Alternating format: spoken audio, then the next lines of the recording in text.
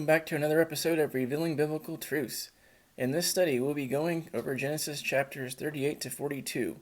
This content covers the children of Yahudah, Joseph in prison and interpretation of dreams, Joseph being put in second in command and overseeing the years of famine and plenty, and him seeing his brothers again during the famine. Before we begin, don't forget to like, share, subscribe, click the notification bell, and comment down below if you have other video ideas. Also, I put a link in the description to another video I did on the archaeological evidence for Joseph in Egypt, so be sure to check out that video as well. Okay, let's get started on Genesis 38. Yahudah appears and goes into a Canaanite woman named Shua, something that Yah forbade the Israelites to do. She conceived and bare a son named She then had another son named Onan. She then had a third son named Shelah. After some time, took a wife, and her name was Tamar. But was very wicked, and Yah slew him. So Yahudah told his son Onan to take his brother's wife, Tamar, to wife and raise a seed. But Onan was selfish and didn't want to give his brother a seed.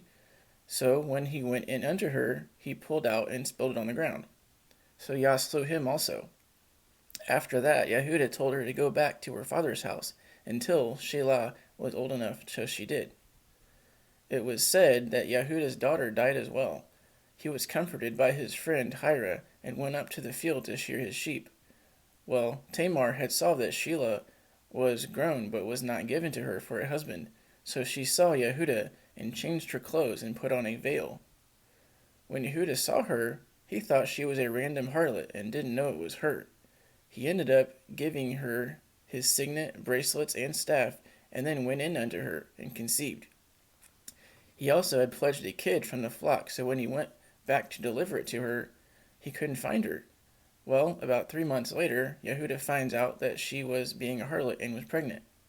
He wanted to leave to have her burned, but then found out she was also in possession of his signet, bracelets, and staff. He then knew it was her, and said she was more righteous because he withheld Shelah from her. In time, she conceived and brought forth twins. One stuck his hand out as she was giving birth, and so the midwife tied a scarlet thread around it. But then he pulled his hand back, and the other one came out breech. So she called his name Peretz, and the one with the scarlet thread came out next, and she called his name Zerah. Peretz means to breach or break through, while Zerah comes from the root word zarak, meaning to come forth or to rise. We need to pause here and talk about these two sons.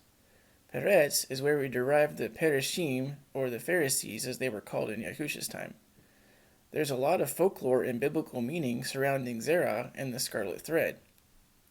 The Bible mentions the scarlet thread or scarlet yarn as part of the tabernacle's curtains in Exodus 26 verse 1, and the high priest's ephod in Exodus 28:6. And the scarlet thread also represents the Mashiach's atoning work on the cross through the shedding of his blood. Another significant mention of the scarlet thread is in Joshua 2. The two spies, Yahushua, the son of Nun, and Caleb, had been sent to Jericho, and the house that they hid in was Rahab's, who put out a scarlet thread. The color of the rope spared her the invasion of Jericho, just as the red blood spared the Israelites during the Passover. It's a symbol of blood and the Messiah. Another interesting parallel is that Tamar was a harlot and Rahab was also a harlot, but both were saved through the scarlet thread. Just as the house of Israel played the harlot by committing adultery, while it was saved by the blood of Mashiach, and he renewed the covenant with her. Folklore says that since Pharez was the rightful heir to the seed line of David and the Mashiach, that Zerah had left Egypt 200 years before Moses appeared and went to England, where his descendants became the kings of England, Scotland, Ireland, Scandinavia, Spain, and Greece. The story goes that King Zedekiah's daughter, named Tepi, the prophet Jeremiah, and his scribe Baruch all left Egypt and landed in Spain first and then to Ireland. The city of Zaragoza in Spain is still here to this day. We also see a river in southwest Britain and northwest Spain called the Tamaris River after Tamar, his mother. Tepi there married a prince called Joachid, who was descended from Haramon from the line of Zerah. Therefore, the two sons of Yahudah were reunited in marriage from their descendants, and they ruled Ireland and England to this day. Even the symbol of Ulster, Ireland, is a red hand with a scarlet thread around it. To support this biblically, in Jeremiah 15:14, it says that Jeremiah was going to go to a land he doesn't know. Then in Isaiah 41:1-4, it says that the islands were going to receive a righteous man from the east who would rule over them and not come by foot. In addition, when the Israelites had come into the land and they did a census, the descendants of Zerah were omitted, meaning they were not part of the group and have left Egypt prior to the Exodus. Zerah's descendant, Calcol, founded Athens, while another descendant, Darda, founded Troy, whose name is referred to in the Dardanelles, a strait in the northwest of Turkey. Spain was once also called Iberia, from Iber, or a Hebrew, and of course the red rampant lion was a symbol of Britain, symbolizing Judah as the lion, and the red his son Zerah. Genesis 39 starts out with Joseph living with Potiphar and becoming favored.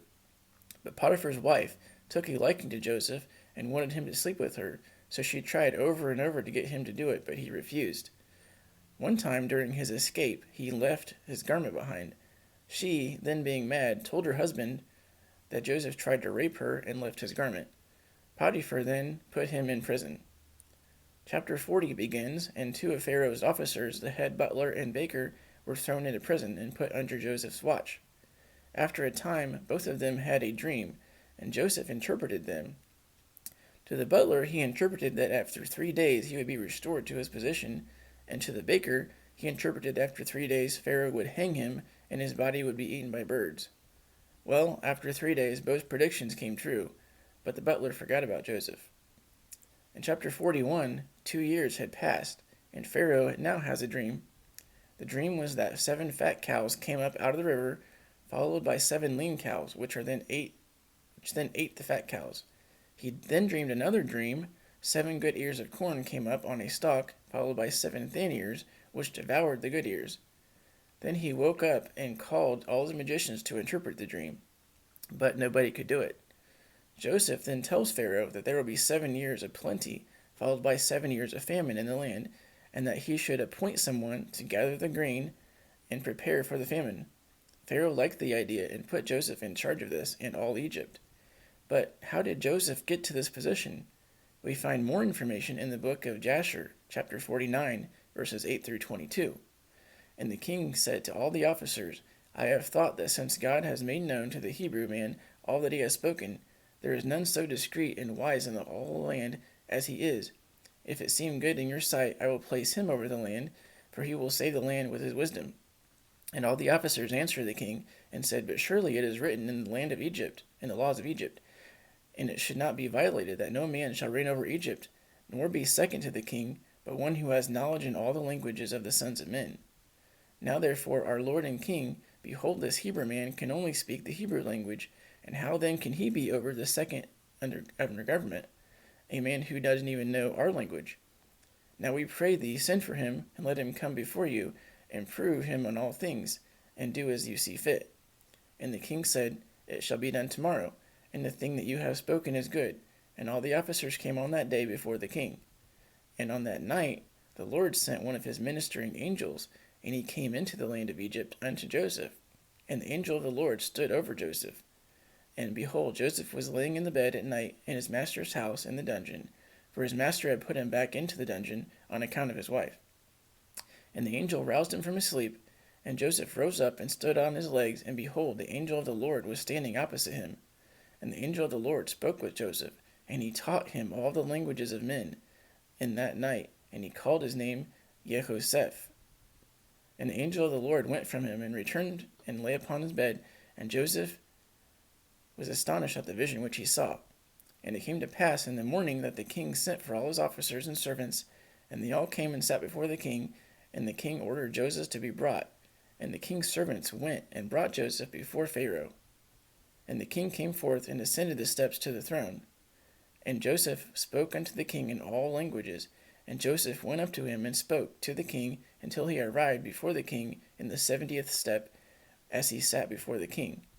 And the king greatly rejoiced on account of Joseph, and all the king's officers rejoiced greatly with the king when they heard all the words of Joseph.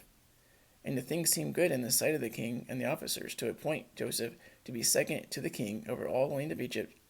And the king spoke to Joseph, saying, Now thou didst give me counsel to appoint a wise man over the land of Egypt, and with order with his wisdom to save the land from the famine.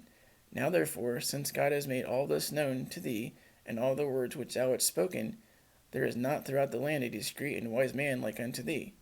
And thy name shall be no more called Joseph, but Zaphnath-Paaneah shall be thy name. Thou shalt be second unto me, and according to thy word shall all the affairs of the government, and all thy word shall the people go out and come in. From under thy hand shall my servants and officers receive their salary, which is given to them monthly. And to thee shall all the people of the land bow down. Only in my throne will I be greater than thou. So Pharaoh put him in charge because he was given the gift of tongues to speak in 70 different languages, which line up with the table of nations after the Tower of Babel. So Pharaoh called Joseph Zaphnath-Paaneah, which means God speaks and he lives. He also gave him Asenath, the daughter of Potiphera, the priest of On, for a wife. On is a city called Heliopolis.